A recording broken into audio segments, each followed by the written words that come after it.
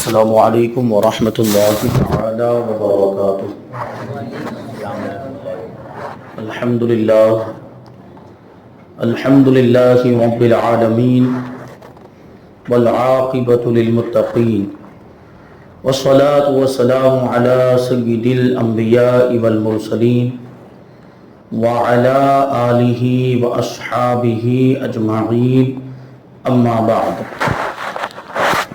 فاعوذ باللہ من الشیطان الرجیم، بسم اللہ الرحمن الرحیم، وعلی اللہ فلیتوکل المؤمنون۔ صدق اللہ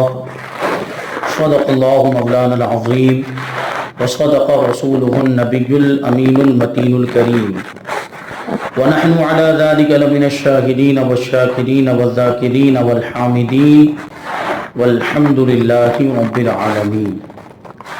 آئیے ہم اور آپ سب سے پہلے حضور سرور کائنات، فخر موجودات، باعث تخلیق کائنات، احمد مجتبی محمد مصطفیٰ صلی اللہ علیہ وسلم کی مقدس بارگاہ میں درود و سلام کا ہدیہ پیش کریں اور پڑھیں، اللہم صلی علی سیدنا و مولانا محمد معدن الجود والکرم وآلہ الکرام وابنہ الکریم وبارک وسلم، صلاۃ و سلاما علیک یا رسول اللہ صلی اللہ تعالی علیہ وسلم۔ عزیزان ملت اسلامیہ، یہ شوال المکرم کا مہینہ ہے اور اس مہینے کو جہاں اور نسبتیں حاصل ہیں، ان نسبتوں میں سے ایک نسبت یہ بھی ہے کہ اسی مہینے کی 15 تاریخ کو اسلام کی ایک عظیم جنگ، جس کو جنگ احد کہا جاتا ہے، وہ ہوئی 15 شوال۔ اس کو یوم جنگ احد کہا جاتا ہے۔ یہ اسلام کی ایک زبردست جنگ ہے اور یہ غزوہ جس میں حضور پاک صلی اللہ علیہ وسلم نے خود شرکت فرمائی۔ یہ جنگ 3 ہجری میں ہوئی اور مدینہ منورہ سے تقریباً 5 کلومیٹر کے فاصلے پر ایک پہاڑ ہے جس کو احد پہاڑ کہا جاتا ہے، جبل احد کہا جاتا ہے۔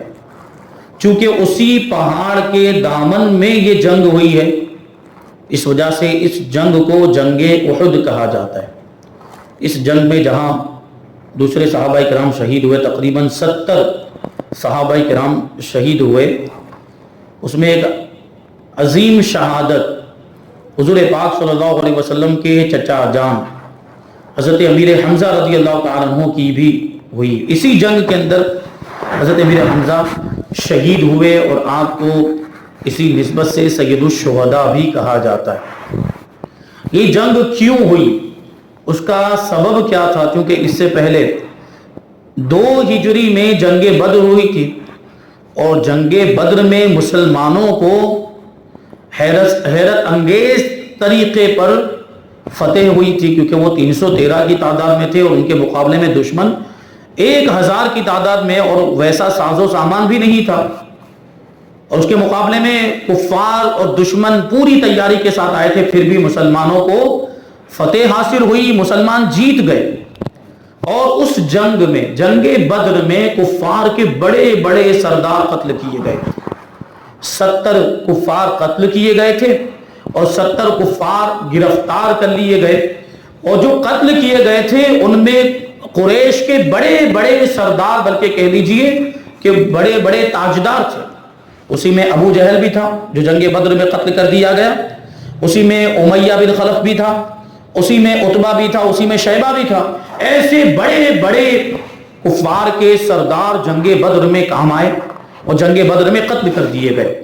اس کی وجہ سے مکہ مکرمہ کا ہر گھر ماتم کدا بنا ہوا تھا، لوگ رو رہے تھے، ماتم منا رہے تھے اپنے سرداروں کے قتل ہو جانے پر۔ تو یہ معاملہ تھا، لیکن جب ان کو رونے دھونے سے فرصت ملی، جب رونے دھونے سے فارغ ہوئے تو آپس میں بیٹھ کر گفتگو کی اور یہ عزم کیا کہ ہم اپنے مقتولوں کا بدلہ لیں گے. جو ہمارے سردار قتل کیے گئے ہیں ان میں سے ہر ایک کا ان کے خون کا بدلہ ہم مسلمانوں سے لیں گے. اور اتنا زیادہ اس کو ان لوگوں نے بڑھایا. پھر آپس میں سب جمع ہو کر ابو سفیان کے پاس گئے. ان لوگوں نے آپس میں قسمیں کھائی کہ ہم اس وقت تک چین کی سانس نہیں لیں گے جب تک اپنے ایک ایک مقتول کا بدلہ نہیں لے لیتے. یہ جنگ بدر کے نتیجے میں جنگ احد ہوئی. یہیں سے جنگ احد کی شروعات ہوئی. وہ بدلہ لینے کے لیے انتقام کے ارادے سے کفار نے دوبارہ اپنی فوج کو تیار کیا تھا, کفار قریش نے. تو اس طریقے سے ان لوگوں نے آپس میں مشورہ کیا اور ایسا جوش پیدا ہو گیا کہ ہر گھر میں نعرے لگنے لگے. چھوٹے چھوٹے بچے بھی نعرے لگاتے تھے, خون کا بدلہ خون ہم لے کر رہیں گے, اس طرح. تو یہ بڑے بڑے سردار جب قتل کر دیے گئے تو ان میں ابو جہل کا بیٹا اکرمہ اور امیہ کا بیٹا صفوان اور وہ کفار جن کے باپ یا بیٹے یا بھائی جنگ بدر میں قتل کر دیے گئے تھے, یہ سب جمع ہو کر ابو سفیان کے پاس پہنچے. کیونکہ ابو سفیان سرداروں میں سے ابو سفیان ہی بچے تھے اور ابو سفیان قریش کے سردار تھے. اس وقت تک وہ مسلمان نہیں ہوئے تھے. یہ اس وقت کی بات ہے, ان کی مسلمان اسلام لانے سے پہلے کی بات. یہ لوگ ابو سفیان کے پاس آئے اور کیا کہا کہ مسلمانوں نے ہمارے سارے بڑے بڑے سرداروں کو قتل کر ڈالا, تو اس کا بدلہ لیں گے کہ نہیں لیں گے. ہم اسی کے تعلق سے گفتگو کرنے کے لیے آئے ہیں کہ ہم اپنے ہر ایک مقتول کے خون کا بدلہ لیں گے. اور ان لوگوں نے یہ بات کہی کہ اس سال قریش کی جو مشترکہ تجارت, جو ساتھ میں مل کر جو شرکت میں پارٹنرشپ میں جو سب مل کر تجارت کرتے تھے, اس کے بارے میں کہتے ہیں کہ وہ جو بھی تجارت اور اس سال اس تجارت میں جو بھی منافع ہوا ہے وہ سب منافع ہمیں جنگی تیاری میں لگا دینا چاہیے. اپنی فوج کو مضبوط کرنے میں وہ سارا منافع لگا دینا چاہیے اور پوری تیاری کے ساتھ ہتھیار تیار کر کے سارا ساز و سامان تیار کر کے مسلمانوں پر حملہ کر دینا چاہیے اور معاذ اللہ مسلمانوں کو اور بانی اسلام محمد رسول اللہ صلی اللہ علیہ وسلم کو دنیا سے نیست و نابود کر دینا چاہیے. ان لوگوں نے ابو سفیان کے سامنے یہ بات کہی تو ابو سفیان نے خوشی خوشی ان کی اس درخواست کو منظور کر لیا. لیکن ساتھ ہی میں اس نے یہ بھی کہا, اور وہ سب بھی اس بات کو جانتے تھے, اس کا احساس تھا کہ پہاڑوں سے ٹکر لینا تو آسان ہے, آندھی طوفان کا مقابلہ کرنا تو آسان ہے, اور سمندر کی موجوں سے ٹکرانا تو آسان ہے, لیکن محمد الرسول اللہ صلی اللہ علیہ وسلم کے غلاموں سے ٹکرانا یہ کوئی آسان بات نہیں ہے. ان لوگوں کو تجربہ ہو چکا تھا جنگ بدر کے اندر. اسی لیے ابو سفیان نے مشورہ دیا کہ ایسے ہی حملہ نہیں کر دیا جائے گا بلکہ ہم پوری تیاری کریں گے, کیونکہ ہم نے جنگ بدر میں اس کا تجربہ کیا. جنگ بدر میں کم ہونے کے باوجود ہم پر غالب آ گئے تھے, ہتھیار بھی نہیں, ساز و سامان بھی اتنا نہیں تھا, اور اس کے باوجود ان کو فتح حاصل ہو گئی. اس لیے اس مرتبہ اگر ہمیں حملہ کرنا ہے تو پوری تیاری کے ساتھ. تو وہی تجارت کے اندر جو بھی منافع ہوا تھا وہ سب لگا دیا گیا. اب جنگ کی تیاری, ان لوگوں نے جنگ کی پوری تیاری اور فوج کو مضبوط کرنے کے لیے اس چیز کو ضروری سمجھا کہ ہتھیاروں کی بھی پوری تیاری کر لی جائے, ہتھیار بھی خریدے جائیں, اور جو بھی سامان جنگ ہوتا ہے وہ خریدا جائے. تو ہتھیاروں کی تیاری کے معاملے میں اور سامان جنگ کی خریداری کے معاملے میں ان لوگوں نے پانی کی طرح پیسہ بہایا, پانی کی طرح پیسہ بہایا. سوچے اب وہ کیسی انہوں نے تیاری کی ہوگی. تو اس طریقے سے انہوں نے, اور پھر اتنا ہی نہیں کہ ادھر یہ صرف ساز و سامان گھوڑے اونٹ وغیرہ, ہتھیار تلوار اور لوہے کا جو لباس ہوتا ہے جس کو زرہ کہا جاتا, یہ ساری چیزیں ان لوگوں نے تیار کی. لیکن دوسری طرف ان لوگوں نے ایک اور ہٹ کنڈا اپنایا. وہ کیا تھا کہ بڑے بڑے شاعروں کو بلایا. اس شاعری کا بڑا دور تھا اس زمانے میں, اور شاعری کے ذریعے سے جوش پیدا کیا جاتا تھا. وہ جوش والے اشعار پڑھے جاتے تھے اور اس کے ذریعے سے انتقام کا جذبہ ابھارا جاتا تھا. تو بڑے بڑے شاعروں کو بلایا, اس کام پہ لگا دیا. ان میں دو شاعر بڑے مشہور تھے اور اپنے اس فن میں, جادو بیانی میں, لوگوں کو اپنی شاعری کے ذریعے جوش دلانے میں, آتش بیانی میں بڑے مشہور تھے. ایک تو عمرو جمحی تھا اور دوسرا مسافر. یہ دونوں شاعر, اور ان کا معاملہ یہ کہ یہ باقاعدہ ان لوگوں نے دورے کیے عرب کے قبیلوں میں, جا جا کر اپنے اشعار پڑھ پڑھ کے جوش انتقام کو ابھارا اور لوگوں کو بدلہ لینے پر آمادہ کیا. تو اس کے نتیجے میں ایک بہت بڑی فوج جمع ہو گئی. سارے قبیلے سے لوگ آنے لگ گئے اور سارے قبیلوں کے لوگ جمع ہونے لگے، مختلف قبائل کے لوگ تھے، اور اتنی بڑی ایک بہت بڑی فوج تیار ہو گئی. یہ شاعروں کا مطلب یہ شاعری جوش والی، شاعری آتش بیانی، جادو بیانی کے نتیجے میں ایک بہت بڑی فوج تیار ہو گئی. اس سے مرد ہی نہیں، مردوں کے ساتھ ساتھ بڑے بڑے معزز اور بڑے بڑے مالدار گھرانوں کی عورتیں بھی فوج میں شامل ہو گئی. کفار کی عورتیں، اور کفار کی عورتیں وہ خاص طور پر وہ عورتیں تھیں جن کا باپ یا بھائی یا بیٹا یا شوہر جنگ بدر میں مارا گیا تھا. ایسی عورتیں خاص طور پر اس جنگ میں شامل اور انہوں نے شامل بھی ہونے دیا. ان عورتوں نے قسمیں کھائی تھی کہ جب تک ہم اپنے رشتہ داروں کے خون کا بدلہ نہیں لے لیں گی وہاں تک سکون سے نہیں بیٹھیں گی، وہاں تک دم نہیں لیں گی. ان لوگوں نے مطلب یہ عورتوں نے قسمیں کھائی تھی. پھر اس کے بعد اسی جنگ کے اندر جیسے کہ میں نے ابھی بتایا کہ حضرت امیر حمزہ رضی اللہ تعالیٰ عنہ حضور کے چچا جان ان کو شہید کیا گیا. اس کی شروعات کہاں سے ہوئی تھی؟ کیونکہ حضرت امیر حمزہ رضی اللہ تعالیٰ عنہ نے جنگ بدر میں ہندا کے باپ عتبہ کو قتل کیا تھا اور امیہ کے چچا کو قتل کیا تھا. جبیر بن مطعم کے چچا کو قتل کیا تھا. ہندا کے باپ عتبہ کو قتل کیا تھا اور جبیر بن مطعم کے چچا کو قتل کیا تھا. تو اسی وجہ سے ہندا نے ابو سفیان کی بیوی، یہ بعد میں یہ بھی مسلمان ہو گئی اور صحابیت کے درجے پر فائز ہوئی تھی. تو اس وقت کی بات ہے، یہ اسلام لانے سے پہلے کی بات ہے. تو ہندا نے وحشی بن حرب کو بلایا جو جبیر بن مطعم کا غلام تھا، اور اس کو بلانے کے بعد اس کو لالچ دی اور یہ کہا کہ تم کو معاذ اللہ حضرت امیر حمزہ کو قتل کرنا ہے، موقع پا کر حضرت امیر حمزہ کو قتل کرنا ہے، اور اگر تم نے یہ کام انجام دے دیا، اگر تم نے وعدہ پورا کیا تو تمہاری اس کارگزاری کے صلے میں تم کو آزاد کر دوں گی.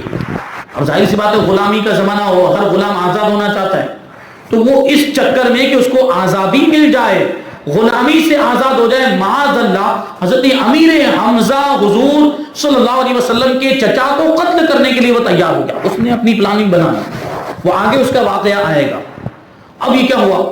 کفار کا لشکر پوری تیاری کے ساتھ، پورے جوش و خروش کے ساتھ مکہ مکرمہ سے روانہ ہو گیا مدینہ منورہ پر حملہ کرنے کے لیے. اور ان کا جو سپہ سالار وہ ابو سفیان. حضور پاک صلی اللہ علیہ وسلم کے دوسرے چچا حضرت عباس رضی اللہ تعالیٰ عنہ یہ خفیہ طور پر مسلمان ہو چکے تھے اور مکہ مکرمہ میں ہی رہتے تھے، اپنے اسلام کو انہوں نے چھپایا ہوا. جب کفار نے فوج کی تیاری کر لی اور روانہ ہو گئے تو حضرت عباس رضی اللہ تعالیٰ عنہ نے خط لکھ کر حضور پاک صلی اللہ علیہ وسلم کو کفار کی فوج کشی کی اطلاع دے دی کہ کفار اتنا عظیم لشکر، 1000 کا لشکر، 10,000 کا لشکر، 10,000 کا لشکر تیار کر کے وہ آپ پر حملہ کرنے کے لیے آ گئے، یعنی روانہ ہو چکے ہیں. اب حضور پاک صلی اللہ علیہ وسلم کو جب یہ خوفناک خبر ملی تو 5 شوال مکرم 3 ہجری میں اللہ کے رسول صلی اللہ علیہ وسلم نے حضرت عدی بن فضالہ رضی اللہ تعالیٰ عنہ کے 2 بیٹے حضرت انس اور حضرت مونس رضی اللہ تعالیٰ عنہما کو جاسوس بنا کر کفار کے لشکر کی خبر لانے کے لیے بھیجا. یہ دونوں حضرات گئے اور واپس آ کر ایسی پریشان کن خبر سنائی. ان لوگوں نے اللہ کے رسول کی بارگاہ میں عرض کیا کہ یا رسول اللہ، کفار کا لشکر تو مدینہ منورہ کے انتہائی قریب آ گیا ہے، مدینہ منورہ کے بالکل قریب آ گیا ہے، اور ان کا معاملہ اور ان کی تیاری کا حال یہ ہے کہ ان کے لشکر کے گھوڑے مدینہ منورہ کی چراگاہ یعنی عریش جس کا نام ہے چراگاہ، وہ ساری گھاس کو گھوڑے کھا گئے. اس چراگاہ کی گھاس ان لوگوں نے گھوڑوں نے کھا کر ختم کر دی. اب سوچیں گھوڑوں کی تعداد اور ان کی کیسی تیاری ہوگی. تو جب یہ خبر پہنچی تو 14 شوال المکرم 3 ہجری جمعہ کی رات حضرت سعد بن معاذ، حضرت اسید بن حضیر اور حضرت سعد ابن عبادہ دیگر چند انصاری صحابہ کرام کو لے کر پوری رات تک حضور پاک صلی اللہ علیہ وسلم کے کاشانہ نبوت کا پہرا دیتے رہے. اور اسی طریقے سے مدینہ منورہ کے جو اہم ناکے تھے اس کی ناکہ بندی کر دی گئی، وہاں پر بھی چند انصار صحابہ کرام کا پہرا بٹھا دیا تاکہ رات میں دھوکے سے کفار حملہ نہ کر دیں، شب خون نہ مار دیں. اور حضور پاک صلی اللہ علیہ وسلم کی حفاظت کی خاطر یہ چند صحابہ کرام حضور پاک صلی اللہ علیہ وسلم کے مکان مبارک کے ارد گرد پوری رات پہرا دیتے رہے، اور اس طریقے سے حضور کی ان لوگوں نے حفاظت کی.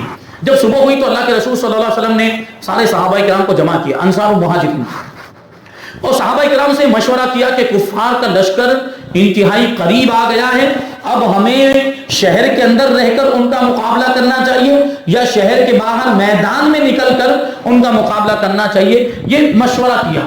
تو مہاجرین صحابہ کرام عام طور پر اور انصار صحابہ کرام میں سے جو بڑے بوڑھے تھے، جو عمر دراز تھے، ان کا مشورہ یہ تھا کہ بچے اور عورتوں کو قلعے میں محفوظ کر دیا جائے اور شہر میں پناہ گزی ہو کر شہر میں رہتے ہوئے ہی کفار کی مدافعت کی جائے، کفار کا مقابلہ کیا جائے، ڈیفنس کیا جائے، وہ جو حملہ کرے اس کا ڈیفنس کیا جائے شہر میں رہ کر۔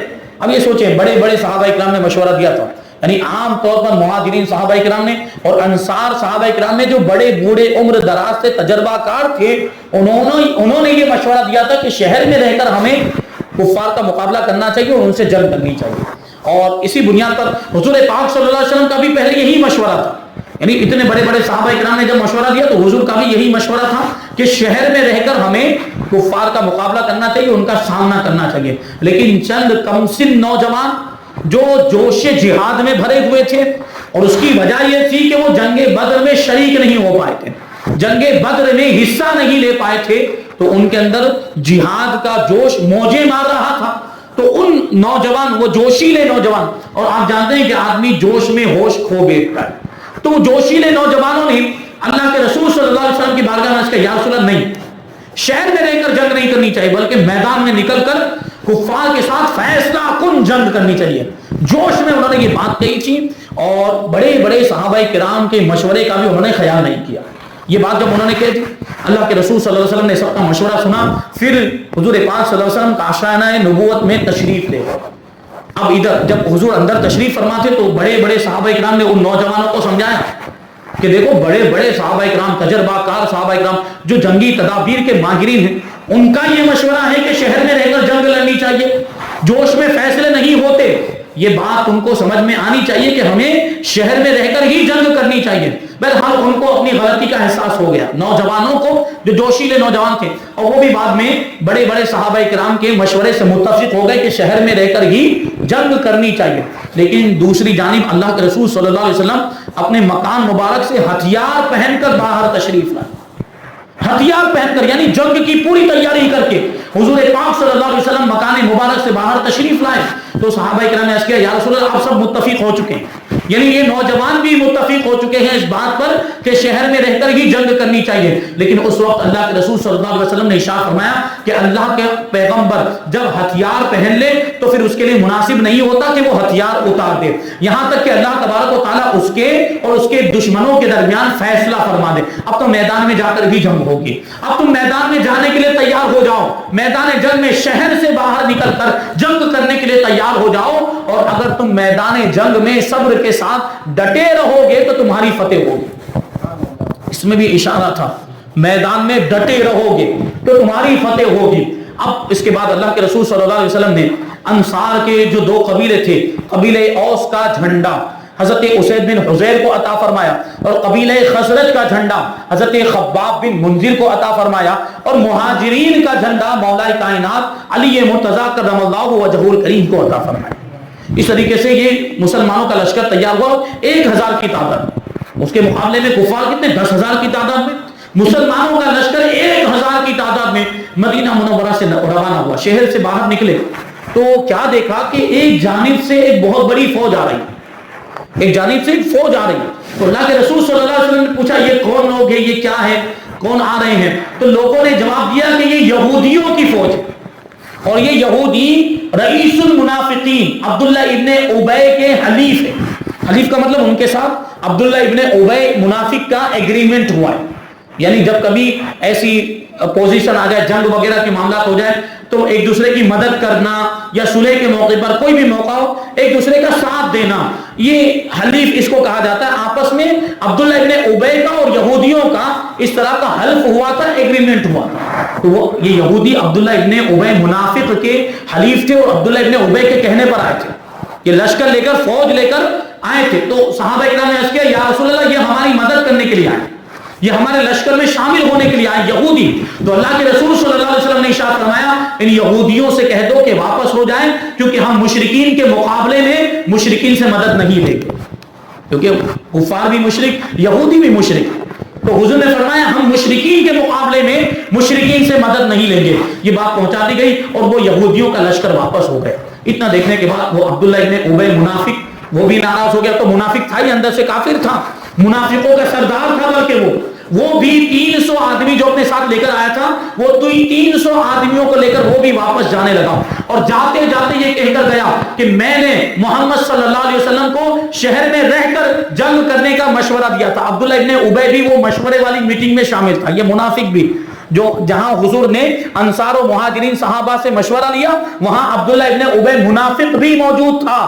اس نے بھی یہی مشورہ دیا تھا کہ ہمیں شہر میں پناہ گیر ہو کر کفار کے حملوں کی مدافعت کرنی چاہیے, ڈیفنس کی پوزیشن میں رہنا چاہیے, یہ اس نے مشورہ دیا تھا. تو اب جب کہ یہودیوں کو واپس کر دیا گیا تو عبداللہ ابن ابی منافق جو 300 آدمی اپنے ساتھ میں لے کر آیا تھا, وہ 300 آدمیوں کو واپس لے کر جانے لگا اور یہ کہتے ہوئے گیا کہ محمد صلی اللہ علیہ وسلم نے میرے مشورے پر عمل نہیں کیا اور شہر سے باہر نکل گئے جنگ لڑنے کے لیے, اس لیے اب میں ان کی مدد نہیں کروں گا, اب میں ان کا ساتھ نہیں دوں گا. 300 آدمی لے کر یہ عبداللہ ابن ابی واپس چلا گیا. یہ سوچ کر گیا ہوگا کہ میں چلا جاؤں گا 300 آدمی کم ہو جائیں گے, اس سے معاذ اللہ مسلمانوں کو اور حضور صلی اللہ علیہ وسلم کو کچھ نقصان پہنچ جائے گا. لیکن جس کی حفاظت اللہ تبارک و تعالیٰ کرے اس کو ایسے لوگوں کی ضرورت نہیں ہوتی, یہ مادی طاقت کی ضرورت نہیں ہوتی. وہ شعر جو ہم پڑھتے رہتے ہیں کہ فانوس بن کے جس کی حفاظت ہوا کرے, فانوس بن کے جس کی حفاظت ہوا کرے, وہ شمع کیا بجھے جسے روشن خدا.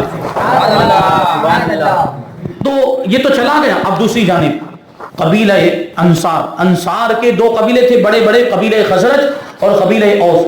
تو قبیلہ خزرج میں سے بنو سلمہ اور قبیلہ اوس میں سے بنو حارثہ نے بھی واپس لوٹ جانے کا ارادہ کیا.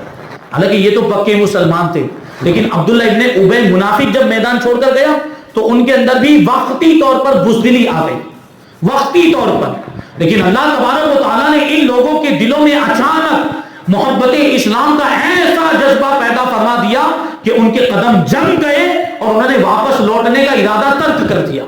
یہ اللہ کی مدد تھی جو ایمان کی وجہ سے اللہ تبارک و تعالیٰ نے ان کے دلوں میں محبت اسلام کا جذبہ پیدا فرمایا. جبکہ عبداللہ ابن منافق بھی تو واپس گیا تھا, لیکن چونکہ اس کے پاس اسلام کی دولت نہیں تھی, ایمان کی دولت نہیں تھی, اس لیے اس کو توفیق نہیں ملی. لیکن یہ بنو حارثہ اور بنو سلمہ, ان لوگوں نے جب واپس ہونے کا ارادہ کیا تو اللہ کی مدد آئی.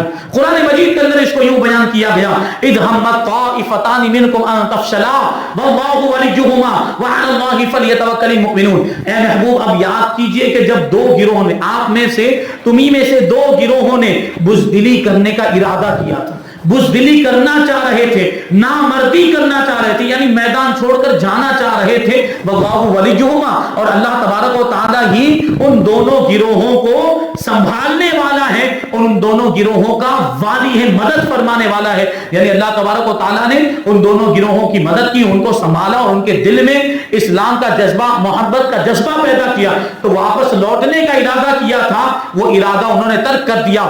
آگے فرمایا وعلی اللہ فلیتوکل المؤمنون, اور ایمان والوں کو اللہ ہی پر بھروسہ کرنا چاہیے.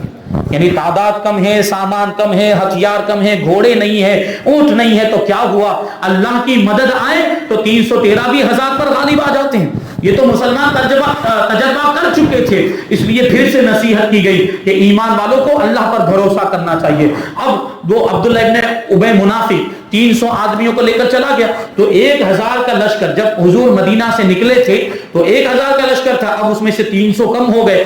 300 کا مطلب کتنے بچے, 700 صحابہ کرام صرف موجود تھے حضور صلی اللہ علیہ وسلم کے ساتھ, اور اس میں صرف 200 صحابہ کرام ایسے تھے جو زرہ پوش تھے, یعنی جنہوں نے لوہے کا لباس پہنا ہوا تھا, اور ہتھیار بھی کچھ اتنے زیادہ نہیں تھے, گھوڑے بھی کچھ اتنے زیادہ نہیں تھے.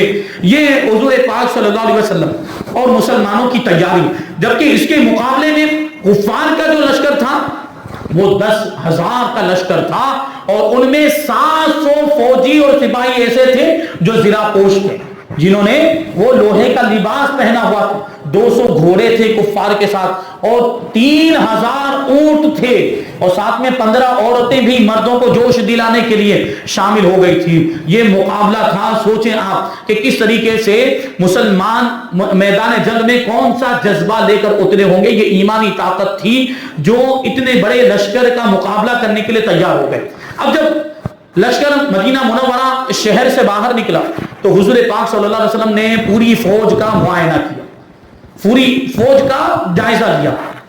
اب اس فوج میں کچھ بچے بھی شامل ہو گئے تھے، تو اللہ کے رسول صلی اللہ علیہ وسلم نے ارشاد فرمایا کہ بچوں کو واپس بھیج دیا جائے، کہ دشمنوں کا مقابلہ اتنی بڑی فوج ہے، اس میں بچوں کا کیا کام ہے، بچے کیا کریں گے، بچوں کو واپس کر دیا جائے۔ اب بچوں کو واپس کیا جانے لگ گیا، تو انہی بچوں میں ایک کم سن صحابی، کم عمر صحابی حضرت رافع بن خدیج رضی اللہ تعالیٰ عنہ، جب آپ نے دیکھا کہ بچوں کو فوج میں سے نکالا جا رہا ہے تو دیکھیں ان کا جذبہ جہاد بچپن کے عالم میں بھی اللہ تبارک و تعالیٰ نے کیسا جذبہ اور کیسا جوش جہاد عطا فرمایا تھا کہ حضرت رافع بن خدیج چھوٹے تھے، قد چھوٹا تھا، بچے تھے، تو حضرت رافع بن خدیج اپنے گھٹنوں کے بل کھڑے ہو گئے اور اونچا، تاکہ ان کا قد اونچا لگے، اپنے یہ کیا کہیں گے، انگوٹھوں کے بل پر، گھٹنوں کے بل نہیں، انگوٹھوں کے بل پر کھڑے ہو گئے، پاؤں کے پنجے انگوٹھوں کے بل،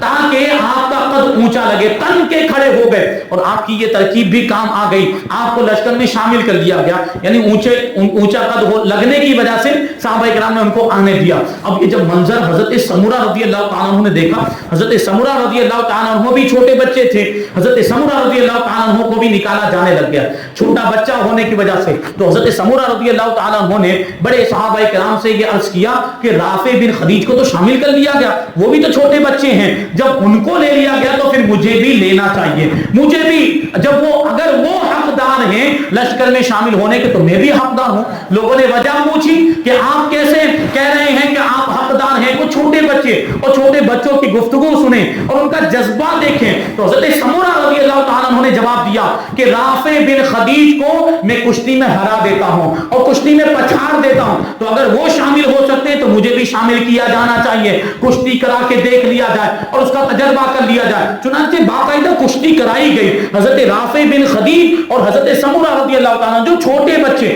چھوٹے کم عمر صحابی، دونوں کی کشتی کرائی گئی، تو واقعی حضرت سمرہ رضی اللہ تعالیٰ نے حضرت رافع بن خدیج کو زمین پر پچھاڑ دیا، زمین پر دے مارا، اور یہ پھر چونکہ شرط قرار پائی تھی کہ اگر میں جیت جاؤں تو مجھے لشکر میں شامل کرنا پڑے گا، تو پھر بڑے بڑے صحابہ کرام نے حضرت سمرہ رضی اللہ تعالیٰ عنہ کو بھی لشکر میں شامل کر لیا۔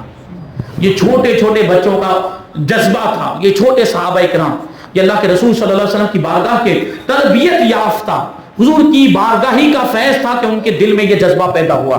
تو چھوٹے صحابہ کرام کہ کہیں لشکر سے نہ نکال دیا جائے، انہوں نے یہ ترکیب اپنائی کہ انگوٹھے پر تن کر کھڑے ہو گئے تاکہ ان کا قد اونچا لگے۔ حضرت رافع بن خدیج اور حضرت سمرہ رضی اللہ تعالیٰ عنہ نے انہی کا حوالہ دیا اور کشتی میں جیت بھی گئے، اور اس کی بنیاد پر پھر آپ کو بھی لشکر میں شامل کر دیا گیا۔ بہرحال واقعات کا ایک سلسلہ ہے۔ پھر اس کے بعد مسلمانوں کی تیاری مکمل ہونے کے بعد کیسے میدان میں پہنچے، کفار کا لشکر سامنے آ گیا، آمنا سامنا ہوا، جنگ کی ابتدا کیسے ہوئی، اور پھر جنگ میں حضرت امیر حمزہ رضی اللہ تعالیٰ عنہ کیسے شہید ہوئے، جنگ کا پانسا کیسے پلٹا ہے، اور اس میں مسلمانوں کی آزمائش بھی ہوئی۔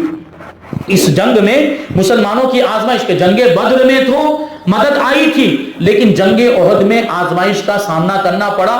یعنی وہ آزمائش کیسے ہوئی، اور حضور پاک صلی اللہ علیہ وسلم نے ایک مخصوص دستے کو، تیر اندازوں کی ایک جماعت کو ایک پہاڑ پر، ایک ٹیلے پر کھڑا کیا تھا کہ کچھ بھی ہو، چاہے ہم جیتے یا ہاریں، تم کو یہاں سے نہیں ہلنا ہے۔ تو ان لوگوں نے کیا حضور کے اس فرمان پر عمل کیا یا نہیں کیا، یہ ساری باتیں ہیں اور واقعات کی تفسیر ہے۔ انشاءاللہ تبارک و تعالیٰ آئندہ کسی موقع پر ہم اس کو بیان کریں گے۔ اللہ تبارک و تعالیٰ کی بارگاہ میں دعا ہے کہ جو کچھ بھی بیان ہوا اس پر ہم سب کو عمل کرنے کی توفیق عطا فرمائے۔ حضور پاک صلی اللہ علیہ وسلم کی سچی پکی محبت ہم سب کے دلوں میں پیدا فرمائے، اور صحابہ کرام جیسا ایثار و قربانی کا جذبہ اللہ تبارک و تعالی ہم سب کو بھی عطا فرمائے، اور اسلام کے نام پر ہم کو اپنی جان و مال، عزت و آبرو، اپنی اولاد، اپنا سب کچھ قربان کرنے کی توفیق اور حوصلہ عطا فرمائے۔ مذہب اہل سنت و جماعت مسلک اعلی حضرت پر ہم سب کو قائم و دائم رکھے اور اسی پر ہم سب کا خاتمہ فرمائے۔ وما علینا الا البلاغ۔ السلام علیکم۔